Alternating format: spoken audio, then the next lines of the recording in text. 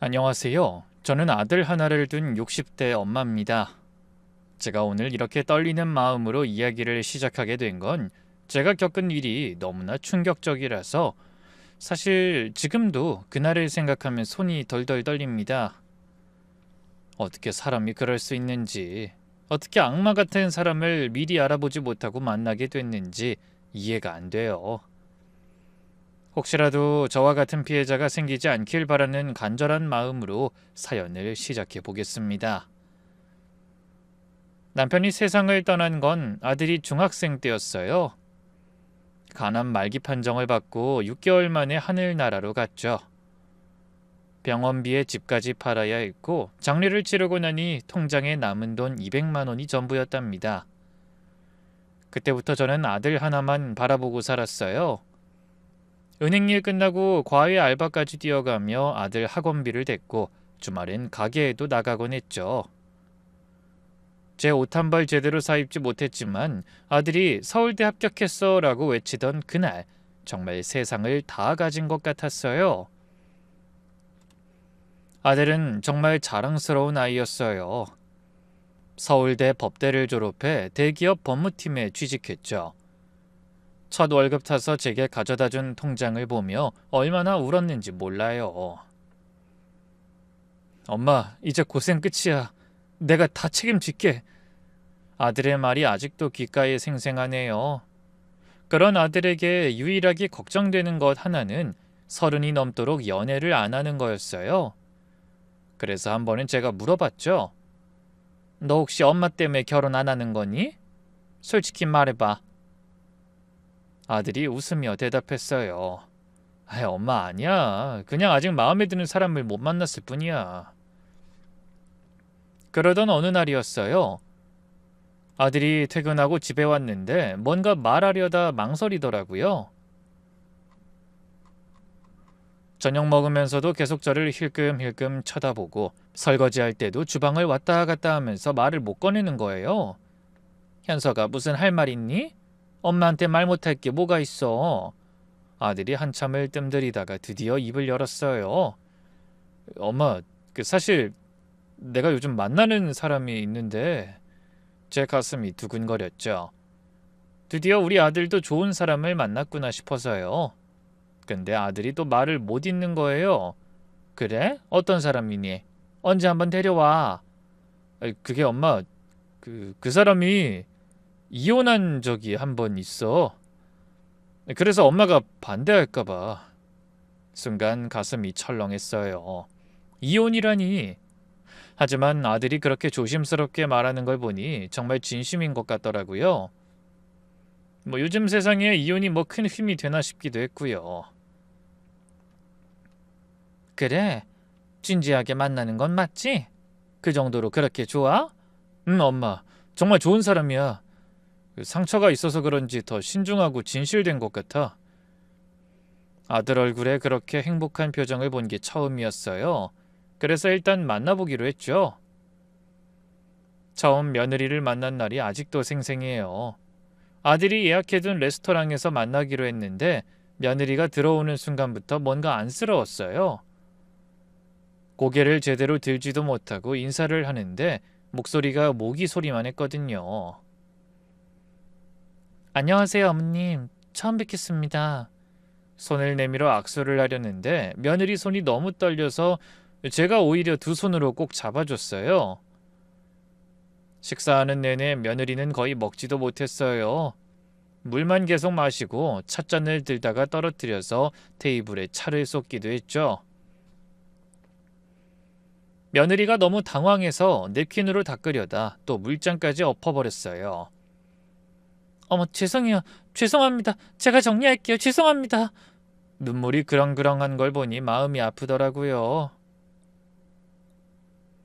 괜찮아, 괜찮아.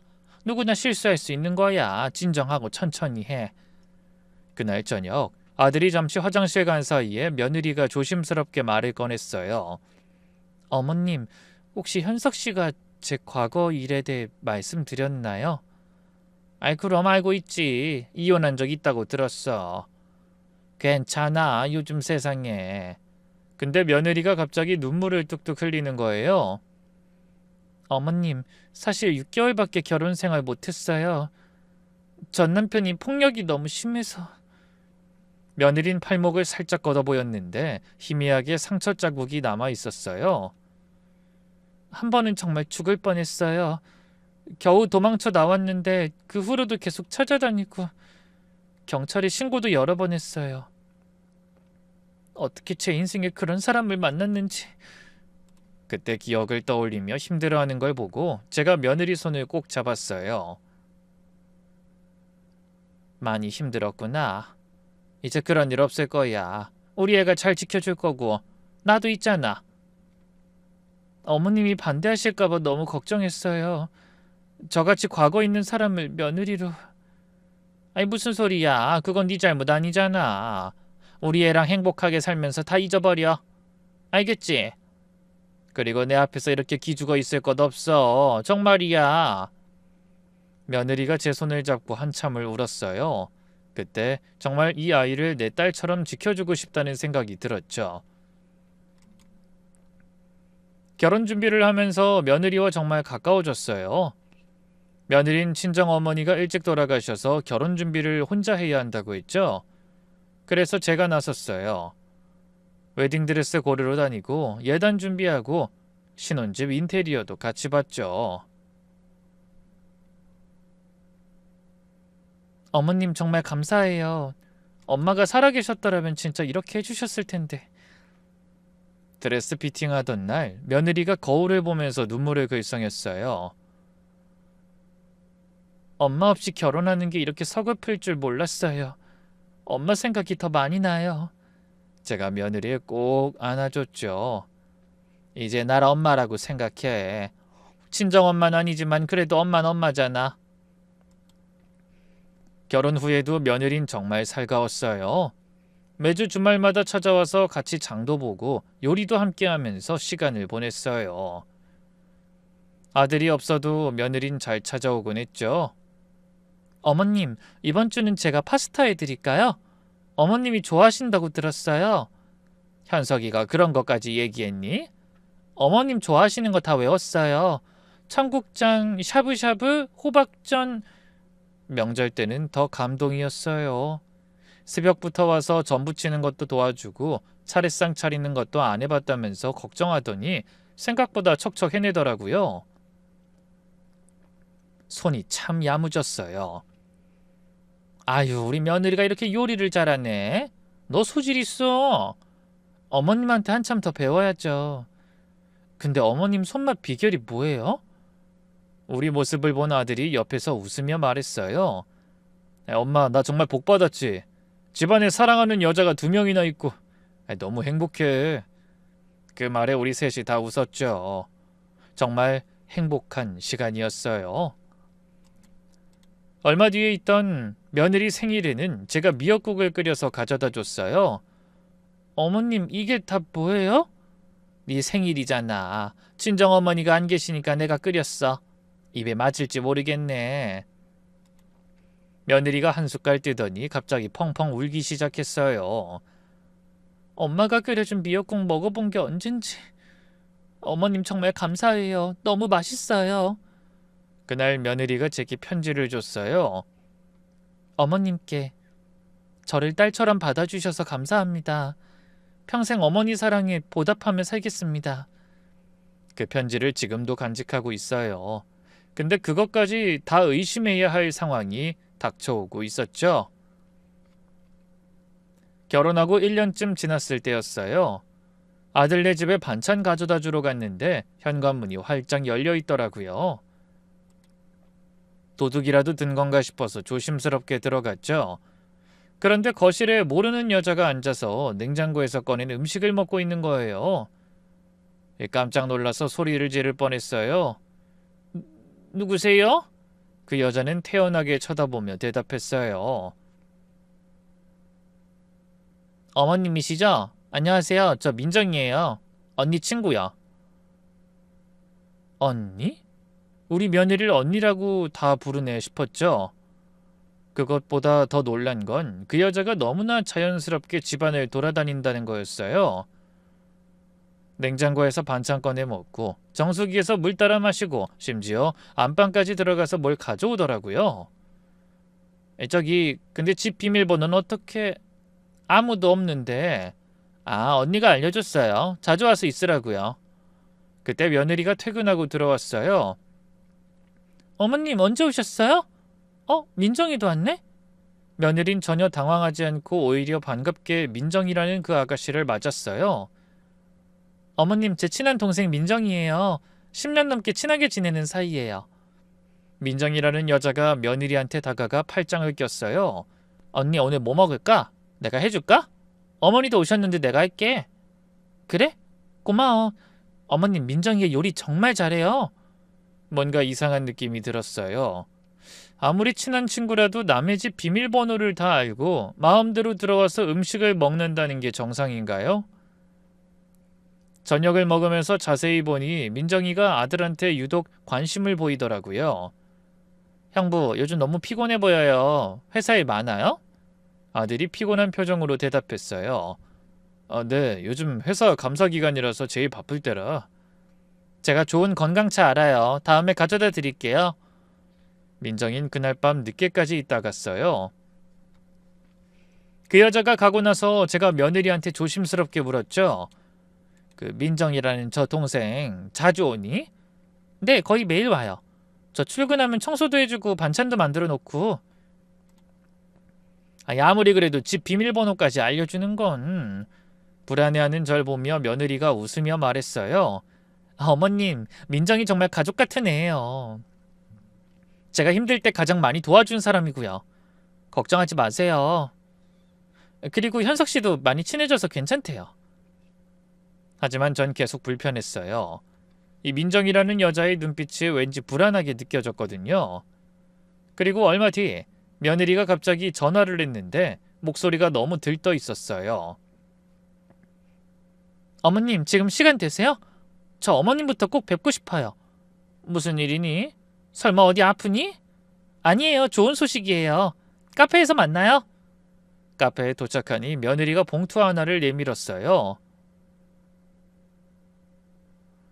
여러분이 산부인과 초음파 사진이었죠. 어머님, 저 임신했어요. 순간 눈물이 핑 돌았어요. 드디어 손주를 보게 되는구나 싶어서요. 정말이니? 몇 주나 됐어? 아우, 이런 경사가 다 있네. 이제 8주예요. 아직 초기라 조심해야 된대요. 현석이는 알아? 네, 오는 길에 말했는데 너무 좋아했어요. 어머님께도 빨리 알려드리고 싶었어요. 제가 며느리를 꼭 안았어요. 아빠가 된다는 생각 때문인지 침착하던 아들도 완전히 들떠 있었어요. 엄마, 드디어 할머니 되시는 거예요. 축하해요. 너도 아빠 되는 거잖아. 앞으로 더 책임감 갖고 살아야 된다. 당연하죠. 와이프랑 아기를 위해서라면 뭐든 할 거예요. 임신 소식을 들은 후 저는 며느리를 더욱 세심하게 챙기기 시작했어요. 특히 산부인과 검진 날에는 꼭 같이 가려고 했죠. 며느리가 혼자란 게 늘 마음이 쓰였거든요. 지희야, 다음 주 검진 언제니? 내가 같이 가줄게. 어머님 괜찮아요. 저 혼자서 갈 수 있어요. 그래도 임신 초기인데 혼자 가면 불안하잖아. 내가 차로 데려다 줄게. 편하게 가. 며느리가 손사래를 쳤어요. 정말 괜찮아요, 어머님. 사실 혼자 가는 게 더 편해요. 왜? 뭐 나랑 가는 게 불편하니? 제가 서운한 표정을 짓자 며느리가 급하게 제 손을 잡았어요. 아니에요. 그게 아니라 병원에 대기가 너무 많아서 2~3시간씩 기다려야 해요. 어머님까지 고생시킬 순 없어요. 그리고 저도 이제 엄마가 될 사람인데 이런 것쯤은 혼자 할 수 있어야죠. 너무 의존하면 안 돼요. 며느리가 씩씩하게 웃으며 말했어요. 어머님이 맛있는 음식 해주시는 것만으로도 충분해요. 병원은 제가 알아서 다닐게요. 그렇게 당당하게 말하는 모습이 오히려 더 측은했어요. 무슨 일이든 혼자서 모든 걸 해결하려는 게 안쓰러웠죠. 그래도 초음파 사진은 꼭 보여줘야 해. 우리 손주 크는 거 보고 싶어. 당연하죠. 사진 가져와서 잘 크고 있는지 보여드릴게요. 며느린 정말 매번 초음파 사진을 가져왔어요. 하지만 이상한 건 병원 이름이 매번 달랐고 사진도 뭔가 선명하지 않았죠. 그때는 그냥 병원을 여러 군데 다니나 보다 생각했어요. 임신 3개월이 되었는데도 며느리 배는 여전히 평평했어요. 다른 임산부들은 이미 배가 불러오기 시작하는 시기인데 말이죠. 어느 날 조심스럽게 물어봤어요. 지희야, 근데 배가 왜 이렇게 안 나오니? 벌써 3개월이면 티가 날 텐데. 며느리가 쓴웃음을 지었어요. 어머님, 사실 제가 살찌는 게 너무 싫어서 잘 안 먹었어요. 뭐야? 임신 중인데 안 먹으면 어떡해? 알아요. 근데 주변에서 임신하면 몸매가 완전히 망가진다고 하니까 무서워서. 애한테 영양분이 안 가면 어떡하려고? 얘가 정말 아기 생각해서라도 먹어야지. 제가 걱정하자 며느리가 말했어요. 근데 의사 선생님도 사람마다 배 나오는 시기가 다르대요. 뭐 어떤 사람은 6개월까지도 티가 안 난대요. 마른 체형이면 더 그렇고요. 이제라도 잘 먹을게요. 근데 정말 이런 사람 많대요. 인터넷에 검색해보면 저 같은 임산부들 많아요. 며느리가 휴대폰으로 검색해서 보여줬어요. 정말 티가 안 나는 임산부들이 있더라고요. 보세요. 이분도 5개월인데 저처럼 날씬하잖아요. 그런가? 그래도 건강이 최고야.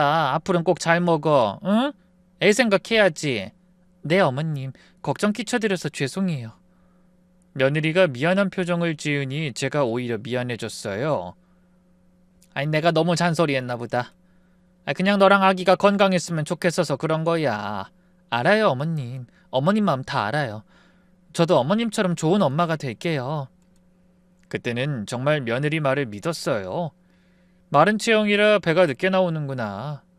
병원에서도 정상이라고 했다니 괜찮겠지. 지금 생각해보면 그때 좀 더 의심했어야 했는데 임신한 며느리를 압박하면 안 된다는 생각에 더 캐묻지 못했어요. 그게 그렇게 큰 실수가 될 줄은 꿈에도 몰랐죠. 그 주 주말이었어요. 아들 부부가 저녁을 먹자고 해서 집으로 초대했죠. 평소와 달리 아들이 좀 진지한 표정이어서 무슨 일인가 싶었어요.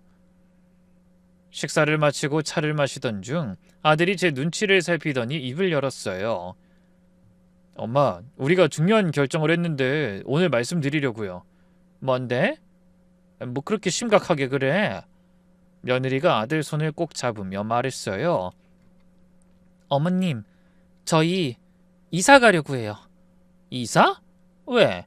지금 사는 집 불편하니? 더 넓은 데로 옮기려고? 아들이 고개를 저었어요. 아니에요, 엄마. 서울을 떠나려고요. 강원도 쪽으로. 순간 귀를 의심했어요. 신혼집 얻은 게 얼마나 됐다고 그 먼 데로 가나 싶었죠. 뭐? 강원도까지? 갑자기 왜? 태교 때문이에요, 어머님. 며느리가 조심스럽게 말을 이었어요. 어머님, 사실 제가 요즘 너무 예민해져서 공기도 나쁘고 스트레스를 많이 받아요. 경기도 근교 쪽에도 괜찮은 데 있잖아. 강원도라니. 현석이도 회사는 어떡하고? 아들이 대답했어요. 제가 회사에 얘기했어요. 재택근무로 전환해서 일주일에 한두 번만 서울 나오면 돼요. 그 부서장님이 특별히 배려해 주셨어요. 아이 낳고 복직할 때까지 한시적으로요. 너무 갑작스러운 얘기라 어떻게 반응해야 할지 모르겠더라고요. 그렇게 갑자기 결정할 일이니? 병원은 근처에 산부인과도 있어야 하고. 며느리가 제 손을 잡았어요. 어머님, 알아봤는데 30분 거리에 종합병원 있어요. 응급 상황에도 대응 가능하대요. 그때 며느리가 눈물을 글썽이며 말을 이었어요. 어머님, 사실 제가 작년에 유산을 한 적이 있어요. 뭐? 언제? 왜 말 안 했어? 어머님께 걱정 끼치고 싶지 않아서. 임신 6주였는데 스트레스 때문에 유산됐대요. 회사 일도 힘들었고 서울 생활이 너무 버거웠어요. 아들이 며느리 어깨를 감싸며 말했어요. 그때 정말 힘들었어요. 이 사람이 자책하고 의사도 스트레스 관리가 중요하대요. 이번엔 정말 건강한 아기 낳고 싶어요. 조용한 곳에서 마음 편하게 지내면서 태교에만 집중하고 싶어요. 어머님, 그러니까 저희 이해해 주세요. 출산하고 아이가 좀 클 때까지요. 1년 정도만 있다 올 거예요. 아들이 덧붙였어요. 엄마, 우리가 너무 멀리 가는 것도 아니에요. 차로 2시간이면 와요. 자주 찾아뵐게요. 어머님도 언제든 오실 수 있어요. 방도 따로 준비할 거예요. 두 사람이 그렇게 간절하게 부탁하는데 어떻게 반대하겠어요? 특히 유산 얘기를 들으니 더욱 마음이 아팠고요. 둘이서 그동안 얼마나 많이 고민을 했을까 싶었죠. 아니, 너희가 그렇게 생각했다면 알았어. 근데 대신 정말 조심해야 해. 며느리가 안도의 한숨을 쉬었어요. 어머님 정말 감사해요. 어머님이 반대하시면 어쩌나 걱정했어요. 건강한 손주 낳아서 어머님께 안겨드릴게요. 약속해요. 그때 아들이 휴대폰을 꺼내 사진을 보여줬어요. 엄마, 여기가 우리가 가려는 동네예요. 공기도 좋고 조용하고. 좋죠? 사진을 보니 정말 산으로 둘러싸인 조용한 마을이더라고요. 집도 이미 계약했어요. 정원도 있고 아이 키우기 좋은 곳이에요. 벌써 계약까지? 네, 좋은 매물이 나와서 빨리 결정했어요. 다음 달 초에 이사해요. 모든 게 이미 결정된 상태였어요. 제 의견을 묻는 게 아니라 통보하는 거였죠. 그 상황이 내심 서운하기도 했지만 손주를 위한 결정이니 뭐라 할 수 없었어요. 옆에서 며느리가 활짝 웃었어요. 그때는 그 웃음이 안도의 웃음인 줄 알았는데 지금 생각해보면 계획대로 되어가는 것에 대한 만족스러운 웃음이었던 것 같아요. 드디어 이사하는 날이 다가왔죠. 저도 아침 일찍부터 가서 도와주기로 했어요. 용달차가 도착했는데 기사 아저씨가 좀 이상했어요. 모자를 깊게 둘러쓰고 마스크까지 하고 있어서 얼굴이 거의 안 보였거든요. 인사를 제대로 하려고 해도 피하는 눈치였어요. 안녕하세요. 오늘 이사 잘 부탁드려요. 제가 인사를 했는데 아저씨는 고개만 살짝 숙이고 말이 없었어요. 근데 며느리가 나오자마자 그 아저씨가 움찔하는 게 보였죠. 어머님 일찍 오셨네요? 감사해요. 아저씨 짐 많은데 괜찮으시겠어요? 며느리가 말을 걸자 용달 아저씨가 등을 돌리고 급하게 짐을 나르기 시작했어요. 이상하게도 무거운 짐만 골라서 혼자 들고 가더라고요. 도와주려 하면 손사래를 쳤고요. 그걸 본 아들이 나와서 물었어요. 아저씨, 물이라도 드릴까요? 무거운 건 저하고 같이 드시죠. 용달 아저씨는 고개를 젓고는 계속 일만 했어요. 중간에 화장실 다녀온다며 나가더니 한참 있다 돌아왔고요. 보아하니 차 뒤에서 뭔가 계속 확인하는 것 같았어요. 제가 짐 정리를 하다가 용달 아저씨와 복도에서 마주쳤는데 그때 아저씨가 저를 빤히 보더니 뭔가 말하려는 듯 했어요. 하지만 며느리가 나오자 다시 고개를 숙이고 지나갔죠. 저 아저씨 왜 저런다니? 사람이 말도 안 하고 불편하게. 며느리가 대수롭지 않게 말했어요. 그냥 과묵한 분인가 봐요. 일은 잘하시는 것 같은데요. 짐을 다 실은 후 출발하려는데 용달 아저씨가 잠깐 사이에 제 차 쪽으로 왔어요. 뭔가 급한 듯이 주변을 살피더니 와이퍼에 뭘 끼우고 갔어요. 나중에 확인해보니 작은 쪽지가 하나 있었는데 그때는 그냥 이삿짐 홍보하는 전단지인 줄 알았어요. 2시간 넘게 달려 강원도 산골마을에 도착했어요. 정말 한적한 곳이더라고요. 주변에 집도 몇 채 없고 도시와는 완전히 떨어진 곳이었죠. 아이 태교하기엔 좋은 환경이다 싶으면서도 너무 외진 곳이라 걱정이 됐어요. 이삿짐을 풀고 있는데 갑자기 누군가 들어왔죠. 언니, 여기 별로 안 멀다. 진짜 공기도 좋아. 민정이었어요. 어떻게 여기까지 와 있는지 저도 깜짝 놀랐죠. 그때 그 아가씨? 아니, 여기까지 어떻게...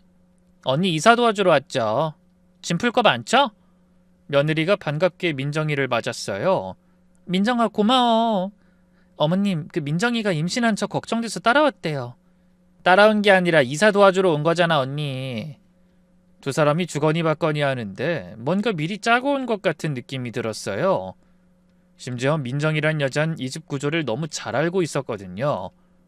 어디에 뭘 놓을지 또 가구 배치는 어떻게 할지 척척 지시하더라고요. 이 방은 아기 방으로 쓰면 좋겠네. 햇볕도 잘 들고. 이상한 건 아들의 반응이었어요. 평소보다 훨씬 피곤해 보였고 말도 잘 안 했어요. 현서가 괜찮니? 안색이 안 좋아 보이는데. 네, 그냥 이사 준비하느라 좀 피곤해서 무리했나 봐요. 그때 민정이가 다가와서 차를 내밀었어요. 형부 이거 드세요. 피로회복에 좋은 차예요. 아들이 별 생각 없이 차를 받아 마셨어요. 그런데 그 뒤로 더 멍해 보이더라고요.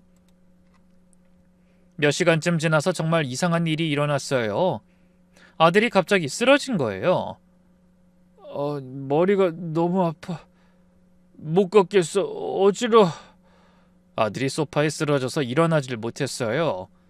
이마를 짚어보니 열은 없는데 식은땀을 뻘뻘 흘리고 있었죠. 전 너무 놀라서 며느리에게 소리치듯 말했어요. 예, 병원부터 가자. 아니다, 119를 불러. 그런데 며느리는 아무것도 아니라는 얼굴로 절 막았어요. 어머님 괜찮아요. 요즘 계속 이래요. 아무래도 스트레스 때문인 것 같아요. 아니 그래도 사람 이렇게 쓰러지는데. 자연스럽게 민정이가 약을 가져왔어요. 형부 일단 이거부터 드세요. 두통약이에요. 아들이 약을 먹고 누워있는데 눈 초점이 풀려 보였어요. 말도 어눌해졌고요. 엄마 괜찮아요. 그냥 쉬면. 그 모습이 너무 이상해서 며느리를 한쪽 방으로 따로 불렀어요. 예, 병원에 가봐야 하는 거 아니니? 이러다 큰일 나겠어. 어머님 정말 괜찮아요. 원래 두통이 있어서 가끔씩 그래요. 쉬면 나아질 거예요. 저녁 무렵 짐 정리를 대충 마치고 서울로 돌아가려고 준비하고 있었어요. 옆을 보니 용달 아저씨도 트럭에 남은 잡동사니를 정리하고 있더라고요. 제가 차키를 찾으려고 가방을 뒤지고 있는데 갑자기 누군가 제 팔을 살짝 잡았어요. 돌아보니 아까 그 용달 아저씨였어요. 마스크를 내리고 처음으로 얼굴을 제대로 보여줬는데 60대 후반쯤 돼 보이는 수척한 얼굴에 깊은 주름이 가득했죠. 무엇보다 그 눈빛이 뭔가 절박하고 간절한 빛이었죠. 아저씨가 제 귀에 바짝 입을 대고 속삭였어요. 아무것도 묻지 말고 따라와요. 순간 온몸에 소름이 돋았어요. 이 사람 미친 사람인가? 도망쳐야 하나? 하지만 아저씨 다음 말이 저를 얼어붙게 했어요. 아드님 위험해요. 심장이 쿵 내려앉았어요. 우리 아들이 위험하다니 그게 무슨 말인가 싶었죠. 뭐라고요? 지금은 설명할 시간 없어요. 저 따라오세요. 제발. 아저씨의 눈에 눈물이 고여 있었어요. 연기하는 게 아니라 진심으로 절박해 보였죠. 못 믿겠으면 이거라도 보세요. 아저씨가 낡은 지갑을 꺼내 사진 한 장을 보여줬어요.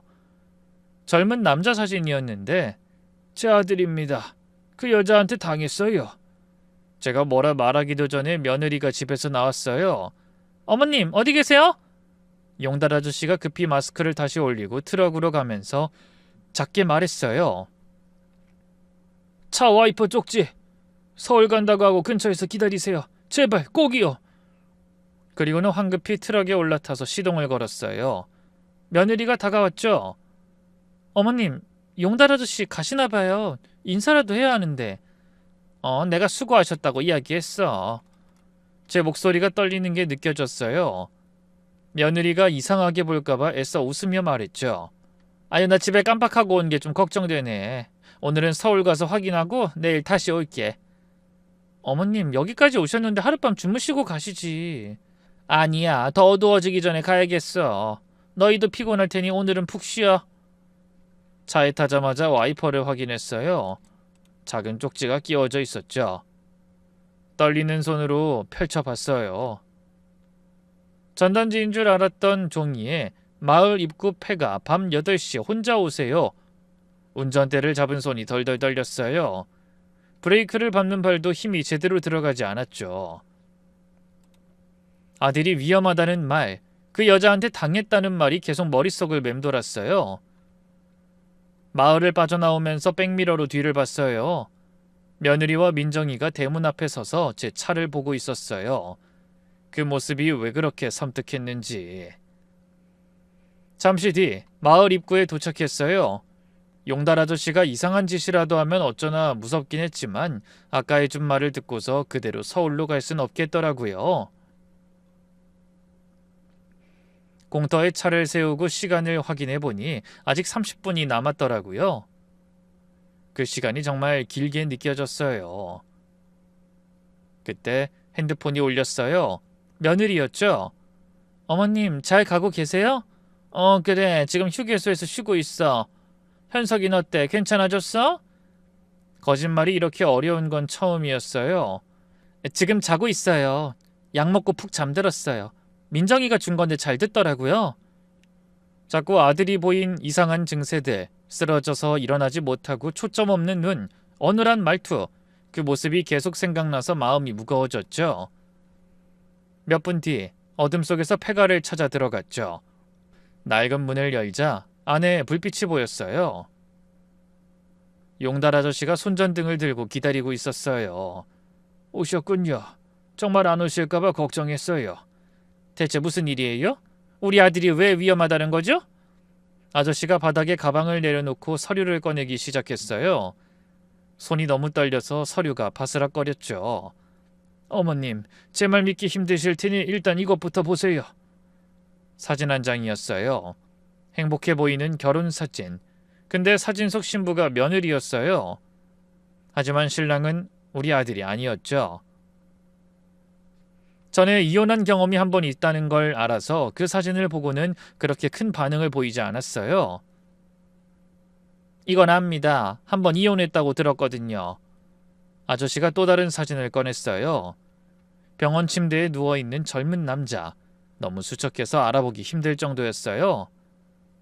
지금 제 아들 모습입니다. 그 여자 때문에 이렇게 됐어요. 제 손이 너무 떨려서 사진을 제대로 잡을 수가 없었어요. 우리 며느리 때문이라고요? 아니 도대체 무슨 일이 있었던 거예요? 용달 아저씨가 울먹이며 말했어요. 그 여자가 제 아들을 망가뜨렸어요. 그리고 이제 어머님 아드님도. 그 순간 제 다리에 힘이 풀려 주저앉을 뻔했어요. 용달 아저씨가 급히 저를 부축했죠. 어머님 정신 차리세요. 지금부터 제가 들려드릴 이야기를 꼭 들으셔야 해요. 아드님을 구하려면 시간이 없어요. 이어서 용달 아저씨가 일기장을 꺼냈어요. 표지가 너덜너덜해진 검은색 수첩이었죠. 이게 제 아들이 쓴 일기입니다. 그 여자와 결혼하고 나서부터 쓰기 시작한. 일기장을 펼치자 삐뚤빼뚤한 글씨가 보였어요. 급하게 떨면서 쓴 게 분명했죠. 아내가 이상하다. 나한테 주는 차를 마시고 나면 머리가 멍해진다. 오늘은 안 마시는 척했더니 화를 냈다. 친한 동생이란 여자가 자주 온다. 둘이 뭔가 수근거린다. 팔에 멍이 들어있다. 언제 생긴지 모르겠다. 아내가 어제 넘어졌잖아 라고 하는데 기억이 없다. 제가 일기장을 뺏듯이 가져와 읽었어요. 갈수록 충격적인 내용이었죠. 5월 1일 아내가 나를 때렸다고 신고했다. 난 아내를 때린 적이 없다. 친한 동생이 목격자로 나섰다. 경찰이 날 체포했다. 용달 아저씨가 말했어요. 그날부터 지옥이 시작됐어요. 접근 금지 명령받고 집에도 못 들어가고. 잠깐만요. 이게 다 사실이에요? 우리 며느리가 정말 이런 짓을? 제가 믿기 어려워하자 아저씨가 서류 뭉치를 꺼냈어요. 경찰 조서, 의료 기록, 법원 판결문까지 아들 살리려고 얼마나 뛰어다녔는지 부모의 마음이 다 전해지더라고요. 저도 처음엔 아들을 믿지 않았어요. 부부싸움이려니 했죠. 그런데 아저씨가 사진 한 장을 더 보여줬어요. CCTV 캡처 화면이었는데 며느리가 자기 팔을 벽에 세게 부딪히는 장면이었죠. 이게 뭐예요? 자해하는 겁니다. 그리고 남편이 때렸다고 신고하는 거죠. 믿을 수가 없었습니다. 우리 며느린 속도 깊고 그렇게 여리고 착한 아이인데 아저씨 죄송하지만 우리 며느린 전 남편한테 폭력당해서 트라우마가. 용달 아저씨가 쓴웃음을 지었어요. 그것도 거짓말입니다. 그 여잔 이혼한 적 없어요. 모든 게 거짓입니다. 폭력당한 과거도 상처받은 여자 연기도 하나같이 다 거짓말이라고요. 용달 아저씨가 힘겹게 이야기를 이어갔어요. 제 아들은 IT 벤처 대표였어요. 28에 창업해서 30대 초반에 회사 가치가 80억까지 올라갔죠. 근데 그 여자 만나고 다 무너졌어요. 결혼 3개월 만에 임신했다고 했죠. 저희도 너무 기뻤어요. 첫 손주라고. 아저씨의 눈에 눈물이 고였어요.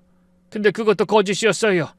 초음파 사진은 인터넷에서 구한 거고 진료 기록도 조작을... 아니, 어떻게 그걸 아셨어요? 나중에 병원에 직접 확인해봤어요. 그 여자 이름으로 된 진료 기록이 없더라고요. 아저씨가 또 다른 서류를 보여줬어요. 은행 거래 내역이었죠. 결혼하고 석 달 만에 제 아들 통장에서 5억이 빠져나갔어요. 걔가 투자한다고 했대요. 5억이나요? 그것도 시작이었어요. 자해해서 신고하고 민정이가 목격자로 나서고 결국 착한 내 아들은 가정폭력범이 됐죠. 접근금지 명령받고 집에도 못 들어가게 됐어요. 그 사이 그 여잔 아들 명의 재산을 다 처분했고요. 경찰이나 법원에서 조사 안 했어요? 민정이란 여자가 목격자로 나섰잖아요. 이웃 주민이 봤다는데 누가 의심하겠어요? 그때 용달 아저씨가 휴대폰을 꺼내 동영상을 하나 더 보여줬어요. 병원 복도를 힘겹게 걷는 젊은 남자의 모습이었죠. 그걸 보여주는 눈에 눈물이 그렁그렁 고였어요. 이게 지금 제 아들입니다. 그 여자가 먹인 약 때문에 신경이 손상됐어요. 이제 겨우 걷기 시작했어요. 약을 먹였다고요? 제 손이 떨리기 시작했어요. 오늘 민정이가 우리 아들한테 준 차가 생각났거든요. 네, 처음엔 두통약이라고 했대요. 나중엔 건강차라고 매일 먹였죠. 환각 성분이 든 약이었어요. 그래서 제가 2년 동안 다 버리고 그 여자만 추적한 거예요. 다음 피해자를 막아야겠다고. 그럼 우리 아들도 임신했다 거짓말하고 고립된 곳으로 이사가고 민정이가 나타나고... 용달 아저씨가 서류를 하나 더 꺼냈어요. 우리 아들 이름이 적힌 보험증권이었죠. 이건 대체 어떻게 구하셨어요? 보험회사에 아는 사람이 있어서 아드님 명의로 생명보험이 5개나 들어있더군요. 네? 5개나요? 총 보험금이 20억입니다. 수익자는 모두 배우자로 되어 있고요. 또 다른 서류를 보여줬어요. 증권사 거래 내역이었죠. 아드님 명의 주식계좌에서 최근 이상한 거래가 있었어요. 스톡옵션 15억 원어치를... 우리 아들이 회사에서 받은 스톡옵션인데 벌써 절반이 처분됐더군요. 아마 아드님은 모르실 거예요. 머리가 하얘졌어요. 이 모든 게 사실이라면 우리 아들도 이미 시작된 걸 테니까요. 용달 아저씨가 제 손을 잡았어요. 어머님, 시간이 없어요. 제 추측으론 오늘 밤이나 내일 그 여자가 결정적인 일을 벌일 겁니다. 일부러 여기까지 이사를 왔으니 자해해서 폭력 신고할 거예요. 말도 안 돼요. 어떻게 멀쩡한 사람을... 약물 검사하면 환각 성분이 나올 거고 민정이가 증인으로 나서면 가능해요. 이제 더 이상 의심할 여지가 없었어요. 우리 며느린 정말 악마였던 거예요. 어머님, 지금 다시 집으로 가봐야 해요. 아드님 위험하면 도와야죠. 용달 아저씨 말에 고개를 저었어요. 못 가요. 서울 간다고 했는데 돌아가면 의심할 거예요. 다른 방법을 찾아야겠어요. 가만히 있을 순 없었어요. 당장 우리 아들이 위험한데 그렇게 늦은 저녁 저와 용달 아저씨는 몰래 집으로 접근했죠. 다행히 집 뒤편에 작은 창문이 있었죠. 거실이 훤히 보였어요. 그리고 전 거기서 평생 잊을 수 없는 장면을 봤죠. 며느리가 웃으면서 배에 손을 넣더니 뭔가를 빼내기 시작했어요. 동그란 쿠션 2개가 나왔죠. 그 순간 제 눈앞이 캄캄해졌어요. 다리가 후들거려서 용달 아저씨가 부축하지 않았다면 아마 그 자리에 그대로 주저앉았을 거예요. 아, 이거 진짜 답답해 죽겠어. 임산부 연기도 쉽지 않네. 며느리가 쿠션을 민정이한테 던지며 기지개를 켰어요. 그 모습이 제가 알던 며느리가 아니었죠. 여리고 조심스럽던 그 아이가 아니라 낯선 악마 같았죠. 언니, 그래도 연기는 완벽했어. 시어머니 완전 속았잖아. 그 늙은이? 너무 쉬웠어. 손주 생긴다니까 눈물까지 글썽이더라. 늙은이라고? 가슴이 찢어지는 것 같았어요. 처음 인사 온 날부터 지금까지 딸처럼 내가 아꼈는데 미역국 끓여주고 반찬 만들어주고 용돈도 몰래 챙겨주고 그 모든 게 그저 늙은이를 속이는 연극이었다니. 그때 더 충격적인 일이 벌어졌어요. 며느리가 갑자기 일어나더니 식탁 모서리에 자기 팔을 세게 부딪히기 시작한 거예요. 쿵, 쿵 하는 소리가 듣기만 해도 아프더군요. 아야! 아파. 너무 아프다. 소리가 너무 컸어요. 진짜 아픈 것처럼 비명을 질렀죠. 언니 너무 세게 하지 마. 진짜 뼈 부러지면 어떡해. 이 정도는 돼야 믿지. 멍이 시퍼렇게 들어야 사진이 잘 나와. 민정이가 휴대폰을 꺼내 사진을 찍기 시작했어요. 각도 이렇게. 아니다. 조명이 너무 밝아. 좀 어둡게 해야 더 심각해 보여. 그래. 법원에 제출할 거니까 확실해야 돼. 잘 찍어. 결국 이것들 둘이 이런 식으로 우리 아들을 가정폭력범으로 만들려는 거구나. 그것도 부족했는지 며느리가 이번엔 자기 뺨을 때리기 시작했어요. 하나, 둘, 셋. 숫자를 세면 자기 얼굴을 때렸어요. 뺨이 빨갛게 부어올랐죠. 근데 그 표정이 웃고 있었어요. 자기 얼굴을 때리면서 웃고 있었는 걸 보는데 소름이 끼쳤죠. 언니, 이제 그만해. 충분해. 아니야, 눈도 좀 부어야 돼. 법원에서 동정심 사려면 처참해 보여야지. 며느리가 주먹을 쥐고 자기 눈 주위를 때렸어요. 제가 손으로 입을 막지 않았다면 비명을 질렀을 거예요. 어떻게 사람이 저럴 수가 있죠? 내일 시어머니 오면 쇼 시작이야. 아들이 날 때렸다고 울면서 신고할 거야. 그 늙은이 표정 볼만하겠다. 아들 편들다가 같이 고소당할 수도 있는데. 그럼 더 좋지. 시어머니까지 공범으로 만들면 완벽해. 제 온몸이 부들부들 떨렸어요. 분노인지 공포인지 구분이 안 됐죠. 자꾸 튀어나가려는 저를 용달 아저씨가 억지로 붙잡으며 나중엔 제 어깨를 꽉 잡았어요. 이게 그 여자들 수법입니다. 참으세요. 조금만 더 참으세요. 그러면서도 우리 아들이 어디 있는지 보이지도 않아서 불안했죠. 아들, 우리 현석이는 왜 안 보이는 거예요? 그때 민정이가 안방으로 들어가더니 뭔가를 들고 나왔어요. 언니, 형부 완전히 골아떨어졌어. 약 제대로 먹였네. 내일 아침까진 깨어나지 못할 거야. 제가 못 참고 일어섰어요. 당장 뛰어들어가서 우리 아들을 구해야겠다고 생각했죠. 하지만 용달 아저씨가 온몸으로 저를 막아섰어요. 아직 안 돼요. 이러면 우리만 불리해집니다. 증거를 더 확보해야 해요. 하지만 우리 아들이 이걸 어떻게 보고만 있어요? 지금 들어가면 오히려 불리해요.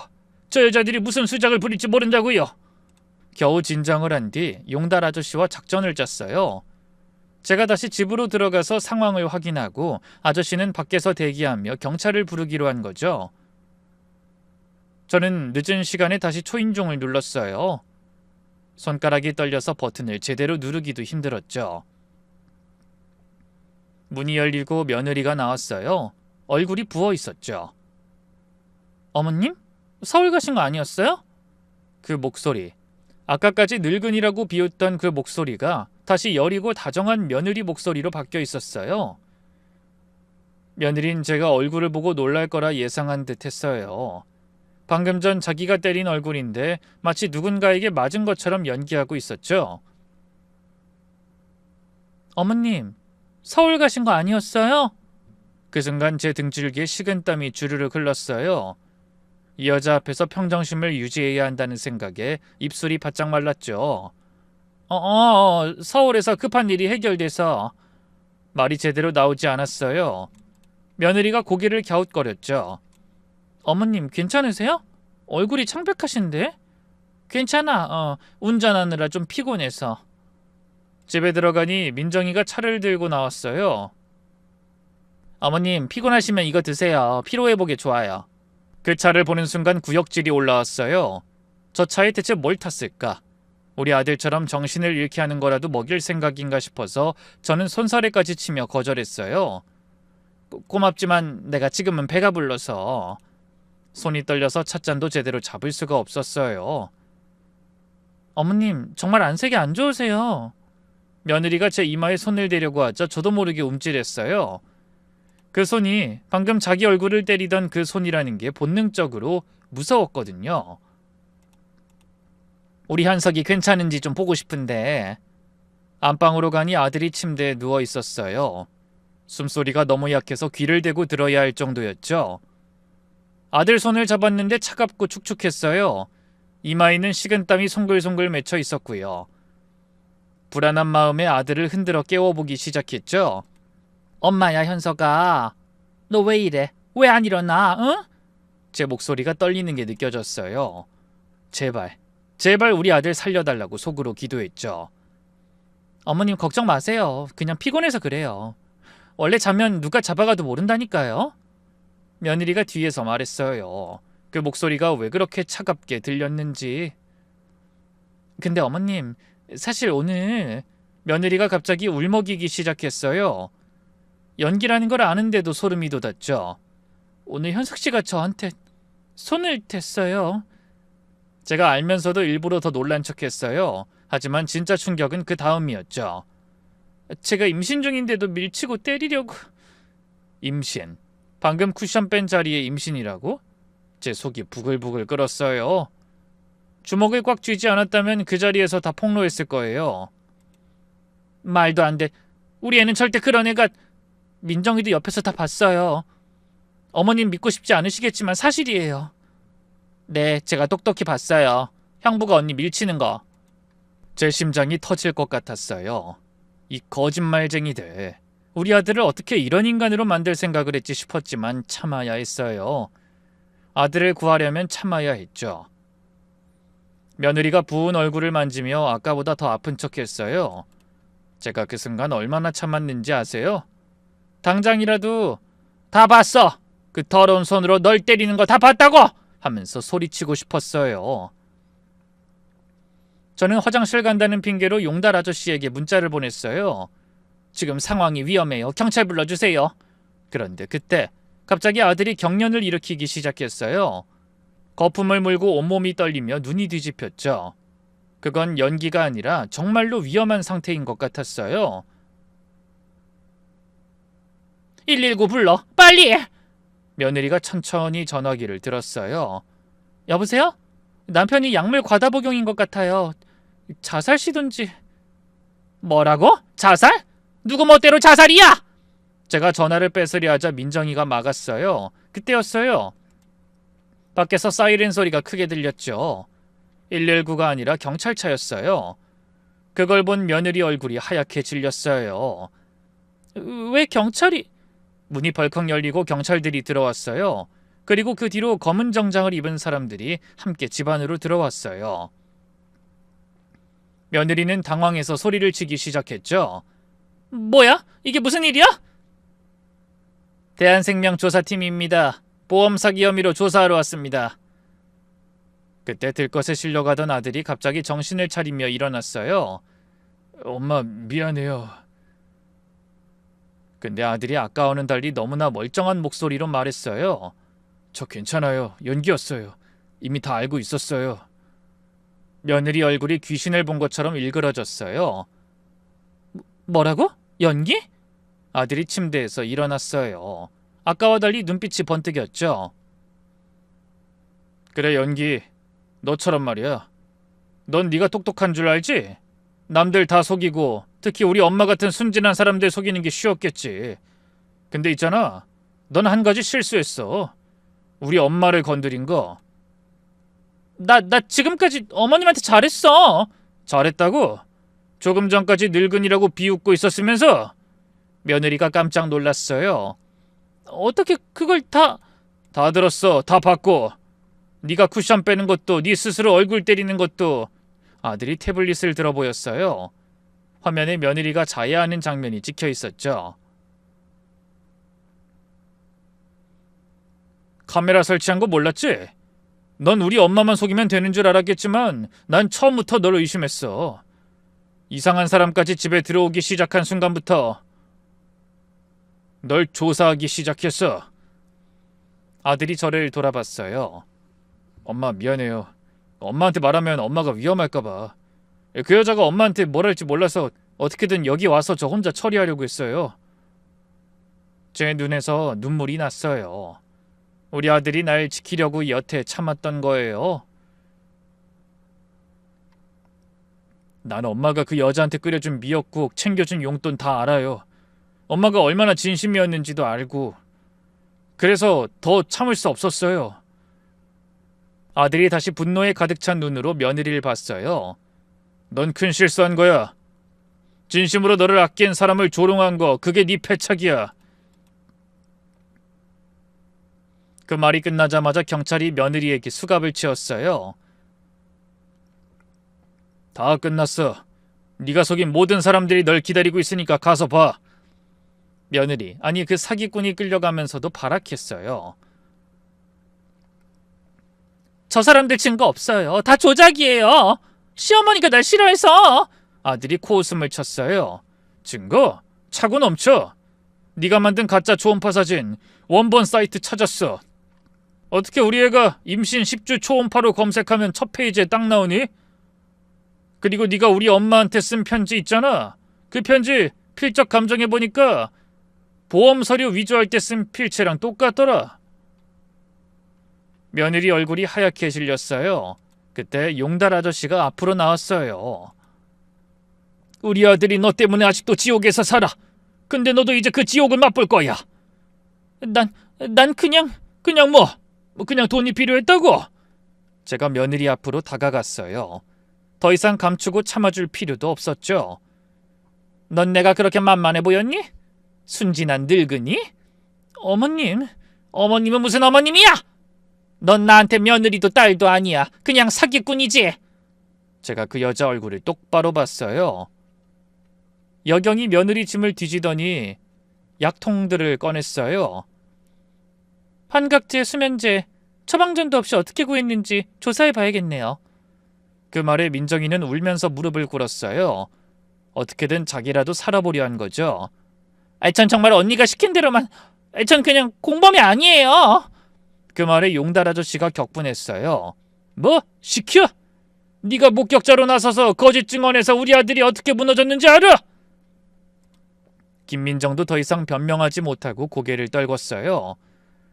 경찰이 두 사람을 연행하기 전 아들이 마지막으로 한마디 했어요. 넌 인생이 쉬워 보였지?